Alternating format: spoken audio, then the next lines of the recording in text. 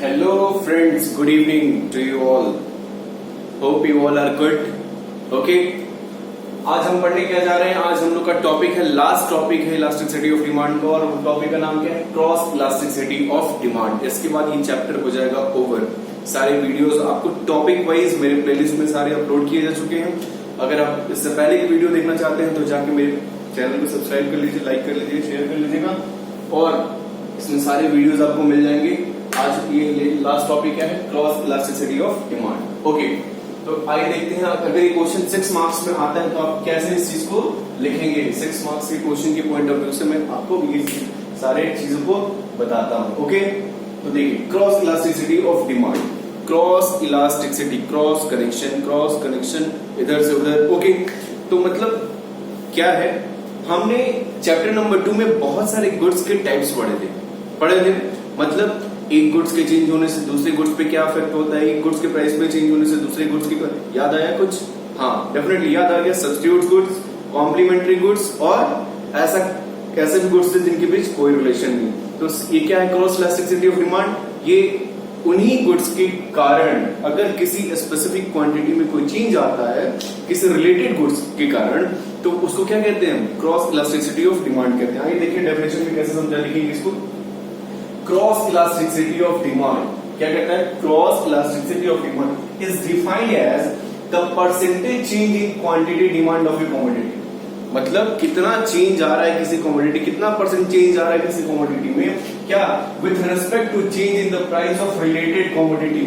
मतलब उसके related commodity के जो चेंज आ रहा है उसके कारण अगर इस किसी भी कमोडिटी के प्राइस में चेंज आ रहा है या उसके डिमांड में चेंज आ रहा है, तो आप क्या कहेंगे? उसको क्या कहेंगे? क्रॉस इलास्टिसिटी ऑफ डिमांड कहेंगे। बहुत ही सिंपल है, ध्यान से इस वीडियो को देखिएगा, आपको डेफिनेटली पूरी चीजें इसको समझ में आ जाएगा। क्या है? अब जैसे मान लेते हैं टी, कॉफी टी, ठीक है। टी के बढ़ने से कॉफी की डिमांड बढ़ जाती है, तो क्या? Tea and coffee both are the related goods, both are the substitute goods. Okay, तो टी की डिमांड जब बढ़ रही है तो टी की प्राइस बढ़ रही है, तो कॉफी की डिमांड बढ़ जा रही है। टी की जब प्राइस बढ़ रही है तो कॉफी की डिमांड बढ़, मतलब टी के कारण कॉफी में चेंज आ रहा है, कॉफी के डिमांड में चेंज आ रहा है। तो ये क्या होगा? ये क्रॉस इलास्टिसिटी ऑफ डिमांड के कारण ही होगा। ओके, अच्छा, उम्मीद करते हैं डेफिनेशन समझ में आ गया होगा। अच्छा, अब इसको फॉर्मूला वाइज कैसे डिफाइन करेंगे? फॉर्मूला भी क्या है, इसको कैसे कैलकुलेट करेंगे? क्या? EXY, मतलब यहाँ पे दो कमोडिटी हो जाएंगी, इलास्टिसिटी ऑफ XY, मतलब दोनों एक दूसरे से रिलेटेड है। आइए देखते हैं क्या है formula. Percentage change in the quantity demanded of X, commodity X, percentage change in the quantity demanded of commodity X upon percentage in the price of commodity Y। Okay, price of commodity of Y। Okay, तो ये है formula. आप इसको formula इसके बाद इसको लिख लेंगे। क्या लिखेंगे? Percentage change in the quantity demanded of X upon percentage change in the price of commodity Y।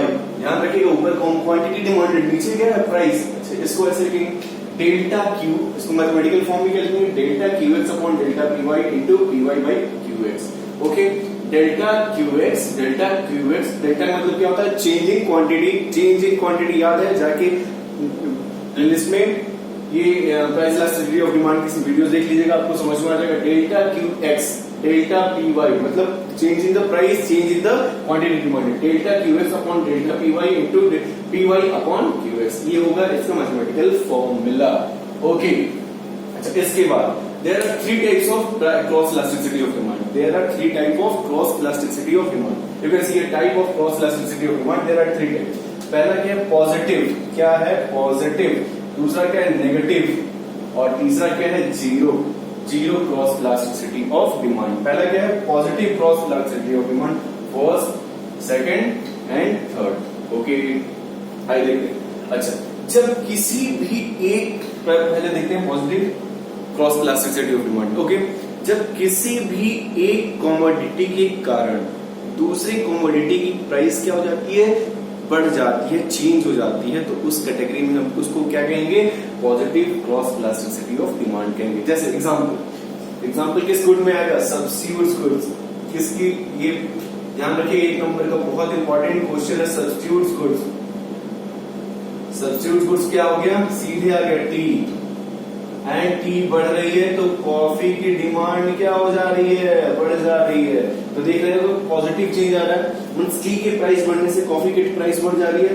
तो ये किस कैटेगरी में होता है, ये सब्स्टिट्यूट्स गुड्स की कैटेगरी में ही होगा। पॉजिटिव इलास्टिसिटी ऑफ डिमांड किस कैटेगरी में होगा, सब्स्टिट्यूट्स गुड्स की कैटेगरी में होगा। When the price of T will increase, the demand of coffee will increase, so this will be called as a positive cross elasticity of demand। Price बढ़ने से quantity बढ़ रही है, डिमांड बढ़ जा रही है, तो क्या होगा, positive cross elasticity of demand. और किस कैटेगरी में होगा, ध्यान रखिएगा, सब्स्टिट्यूट्स गुड्स की कैटेगरी में होगा। सब्स्टिट्यूट गुड्स मतलब टी एंड कॉफी जो एक दूसरे के स्थान पे यूज किए जा सकते हैं। क्लियर हो, is it is clear, okay. Second, negative cross elasticity of demand. Negative क्या होगा, इसको देखते हैं। पहले ये किस गुड कैटेगरी में होगा, कॉम्प्लीमेंट्री गुड्स की कैटेगरी में होगा। कॉम्प्लीमेंट्री गुड्स, कॉम्प्लीमेंट्री गुड्स मतलब ध्यान में आया आपको, ध्यान में आया, क्या ध्यान में आया, क्या ध्यान में, कॉम्प्लीमेंट्री गुड्स मतलब जो एक साथ यूज किए जाते हैं, मतलब जो एक साथ यूज किए जाते हैं, मतलब जैसे क्या, पेन एंड इंक, बिना इंक के ये पेन यूज किया जा सकता है, नेवर। बिना पेट्रोल की कार यूज किया जा सकता है, नेवर। ठीक है, तो क्या मतलब दोनों जब दो प्रोडक्ट को हम साथ साथ यूज करते हैं, दोनों एक दूसरे के पूरक होते हैं, कॉम्प्लीमेंट्री होते हैं, तो उस कैटेगरी में ये क्या, negative cross elasticity of demand होता है। कैसे, अब जैसे मान लो प्राइस बढ़ जाएगी कार की, प्राइस बढ़ जाएगी कार की, तो क्या हो जाएगा, पेट्रोल की डिमांड घट जाएगी। क्यों, क्योंकि जब प्राइस बढ़ेगी कार की तो कोई कार लेना ही पसंद, कोई कार लेगा ही नहीं, कार नहीं लेगा तो उसके पेट्रोल पे भी इफेक्ट होगा। तो क्या है, complementary goods, car and petrol, car and petrol, pen and ink, ठीक है ना। तो क्या है, इनकी कैटेगरी में यहाँ पे क्या होगा, जब एक के कारण दूसरे की डिमांड इफेक्ट होती है, घटती है, तो उसको हम क्या कहेंगे, negative cross elasticity of demand कहेंगे।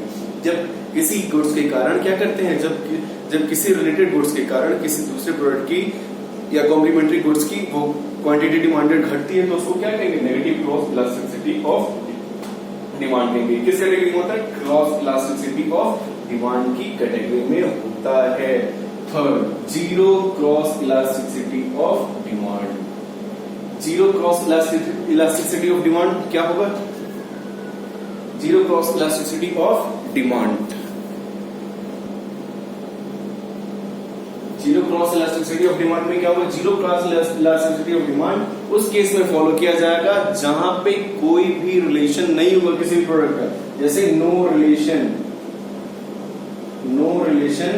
इन goods, okay, no relation in goods मतलब जैसे टीवी एंड क्या, टीवी एंड पेन,